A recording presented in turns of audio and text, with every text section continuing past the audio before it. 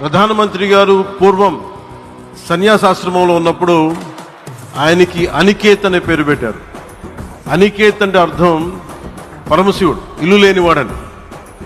అలాంటి ఇల్లు లేనివాడు, కుటుంబం లేనివాడు 5 కోట్ల మంది కుటుంబాలకు, 5 కోట్ల మంది ప్రజల కోసం, ఎన్ని కోట్ల కుటుంబాల కోసం మనందరికీ రాజధానిలో ఒక నగరం నిర్మించడానికి, ఇల్లు నిర్మించుకోవడానికి ఇల్లు లేకుండా 140 కోట్ల మంది ప్రజల బాధ్యత తీసుకొని కశ్మీర్ నుంచి కన్యాకుమారి వరకు, అక్కడ కామాఖ్య నుంచి ద్వారకా వరకు ప్రపంచమే, మన దేశమే తన కుటుంబంగా చేసుకుంటూ ఈ భారతదేశమే తన ఇల్లుగా చేసుకొని తిరిగి పునఃప్రారంభానికి విచ్చేసిన గౌరవ ప్రధానమంత్రి శ్రీ నరేంద్ర మోదీ గారికి మనస్ఫూర్తిగా మన అందరి తరపున, ఆంధ్రప్రదేశ్ ప్రజలందరి తరపున, అమరావతి రైతాంగం తరపున, ఆడపడుచుల తరపున వారికి చేతులెత్తి హృదయపూర్వక నమస్కారాలు తెలియజేస్తున్నాను.